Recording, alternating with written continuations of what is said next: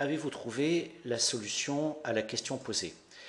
Nous allons analyser ensemble le code VBA de cette macro, dont vous allez constater qu'en fait, il n'est constitué que de très peu d'expressions. Accédons à l'éditeur, par exemple, onglet Développeur, bouton Visual Basic.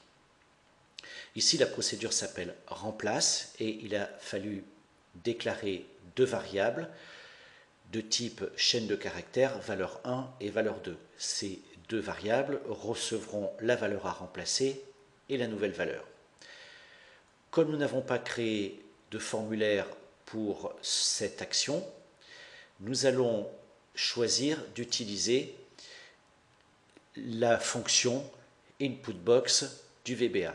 Cette fonction permettra d'affecter la valeur à remplacer à la première variable, puis la nouvelle valeur à la seconde variable. La première action est d'utiliser la méthode replaceFormat de l'objet application, ce qui va permettre d'affecter un code de couleur, ici le rouge, lorsque cette méthode replaceFormat sera activée. Ensuite, nous utilisons simplement la méthode replace de l'objet cell. Il va falloir affecter des valeurs à différents paramètres. Le premier paramètre, what, correspond en fait à la valeur à remplacer. Donc ici, ce paramètre est affecté du contenu de la variable valeur 1. Ensuite, le deuxième paramètre, replacement, lui, se verra affecté de la seconde valeur. LookAt permet de choisir une valeur sous forme de constante. Cette constante permet de préciser si la recherche a lieu dans la feuille de calcul ou dans l'intégrité du classeur. Ici, nous choisissons la feuille de calcul. Le paramètre searchOrder permet de préciser si la recherche doit être effectuée par ligne ou par colonne. Ici, nous avons choisi la constante qui permet d'effectuer la recherche par ligne.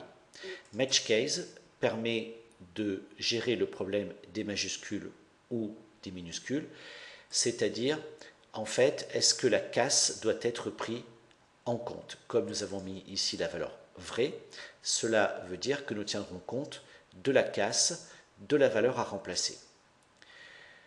Ensuite, la commande searchFormat ici est mise à faux, ce paramètre permettant de choisir si nous souhaitons faire une recherche de valeurs en fonction du format, par exemple des expressions qui se trouveraient en gras ou en italique. Enfin, la commande replaceFormat étant activée, c'est elle qui va permettre l'opération du début, c'est-à-dire l'opération qui consiste à modifier le format grâce à la méthode replaceFormat qui vient d'être activée de l'objet application. Vous voyez ici cet exemple est vraiment très simple à réaliser et permet rapidement, par exemple, de corriger une erreur ou une valeur dans l'intégralité d'une feuille de calcul ou d'un classeur. Merci d'avoir suivi ces quelques explications. Nous nous retrouverons très prochainement pour un nouveau TP VBA.